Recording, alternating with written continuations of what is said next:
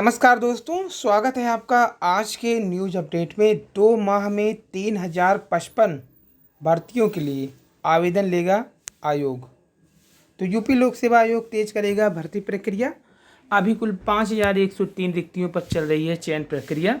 तो उत्तर प्रदेश लोक सेवा आयोग अगले 2 महीने में विभिन्न विभागों में कुल रिक्त 3055 पदों पर भर्ती के लिए आवेदन लेने जा रहा है। इसमें डेंटल सर्जन के 174 पद समेत अन्य विभागों के पद हैं।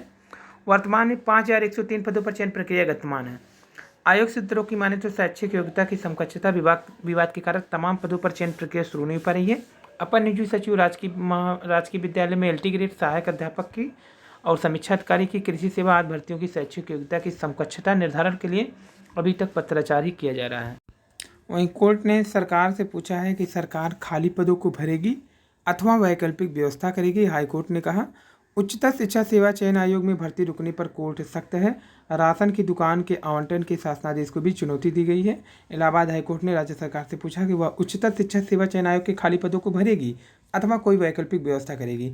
यह प्रश्न उसने तब पूछा जब 907 सहायक अध्यापक पदों की भर्ती मामले में सुनवाई के दौरान उच्चतर शिक्षा सेवा आयोग और सरकार की तरफ से बताया गया कि आयोग के अध्यक्ष व एक सदस्य का पद खाली है और खाली होने से कोरम अधूरा, इसलिए चयन प्रक्रिया पूरी नहीं हो पा रही है। इलाहाबाद हाईकोर्ट को अगली सुनवाई 2 मई को करेगा। महेंद्र सिंह व अन्य 3 की याचिका पर आदेश न्यायमूर्ति अजीत कुमार ने दिया।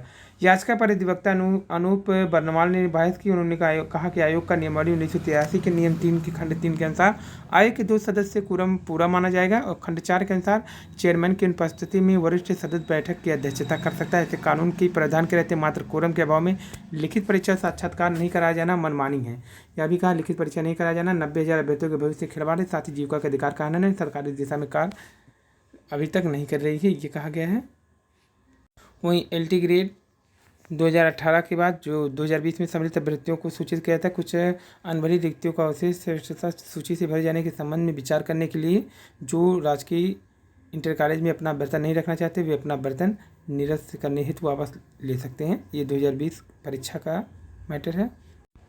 और कल ये खगोल नज़ारा बहुत ही खूबसूरत। तो ये आभा मंडल है, एक प्रकाश संबंधित वायुमंडलीय घटना है जिसके अंतर्गत सूर्य अथवा चंद्रमा के इर्द गिर्द एक अस्थायी प्रकाशीय घेरा दृष्टिगोचर होता है।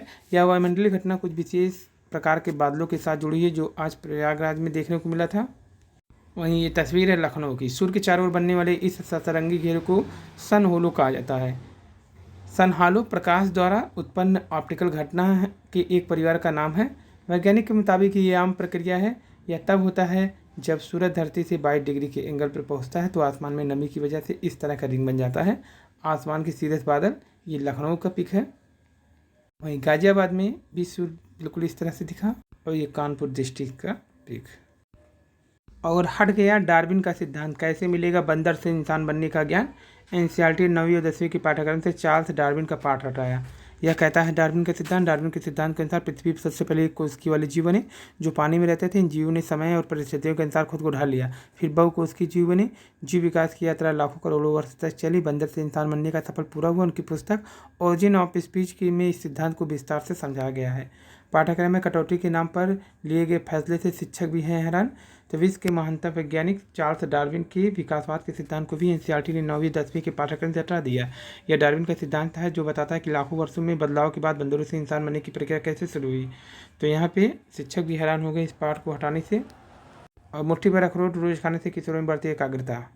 वहीं KGBV में नवीनकरण न होने से 25 से ज़्यादा पुरुष कर्मी होंगे बाहर। कई संविदा कर्मी की उम्र 50 साल। अब कहा इस उम्र में कहाँ जाएंगे। 2020 में बाहर किए गए शिक्षकों का मामला भी कोर्ट में चल रहा है। 746 कस्तूरबा गांधी बालिका विद्यालय KGBV में संविदा पर कार्यरत पुरुष कर्मचारियों के नवीनीकरण न करने से करीब 2500 कर्मियों पर इसका असर पड़ेगा।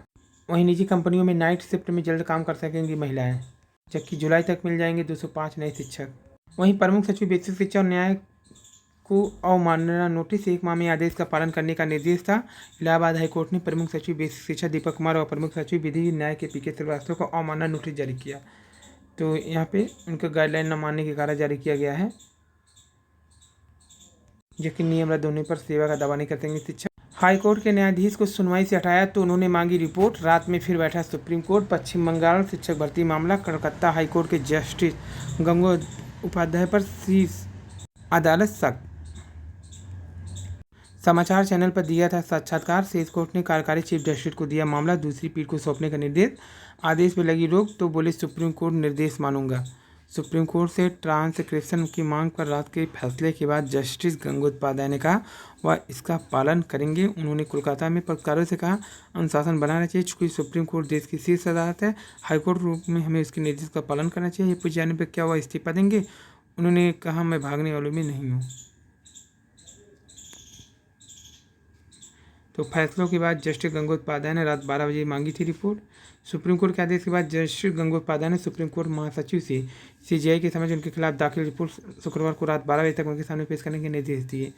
जस्टिस गंगोपाध्याय ने आदेश में लिखा मैं हाईकोर्ट के रजिस्ट्रार जनरल को निर्देश देता हूँ कि वह मेरा आदेश सुप्रीम कोर्ट महासचिव को प्रेषित करें ताकि मेरे साक्षात्कार के अनुवाद के 2 मूल सेट जो जजों के सामने रखे गए थे उसे मेरे सामने पेश करें। चूँकि इस मामले में निर्णय सुनाया जा चुका है इसलिए मैं सेट अब रिकॉर्ड का हिस्सा हूँ और इसमें कुछ ही दिन झेलने होंगे लू के थपेड़े। सुल्तानपुर में शुक्रवार को सूर्य के चारों ओर बना वलय। वहीं जज ने रात में रिपोर्ट मांगी, सुप्रीम कोर्ट सख्त। चुनौतियों के बाद भी सबसे तेज रहेगा भारत की आर्थिक वृद्धि। जबकि नई शिक्षा सेवा आयोग का गठन जल्द से जल्द हो। शिक्षक भर्ती के लिए गठित हो रहे चयन आयोग में देरी से प्रतियोगी नाराज। टीजीटी पीजीटी भर्ती के लिए आवेदन प्रक्रिया पूरी होने के बावजूद ठप है भर्ती। तो उत्तर प्रदेश माध्यमिक शिक्षा सेवा चयन आयोग में चेयरमैन के बाद सदस्य नहीं होने से प्रशिक्षित स्नातक टीजीटी व प्रवक्ता पीजीटी भर्ती 2022 आवेदन लेने के बावजूद ठप है। बेसिक से लेकर के उच्च शिक्षा संस्थान में शिक्षक भर्ती के लिए एकीकृत व्यवस्था में राज्य शिक्षक सेवा चयन आयोग गठित करने के मुख्यमंत्री के निर्देश के बावजूद अभी तक नए चयन आयोग का गठन नहीं हो सका है। तो ये नहीं होने से अब जो है जो परीक्षा है वो हो नहीं पा रही, जिसमें टीजीटी पीजीटी 9 महीने के बाद भी पता लता नहीं है 4163 पोस्ट के लिए। वहीं कुल बात करें अगर तो असिस्टेंट प्रोफेसर की भर्ती भी फंसी हुई है, जबकि नए विज्ञापन एलटी ग्रेड का नए चयन आयोग के होने के कारण भी वो भी भर्ती फंसी हुई है।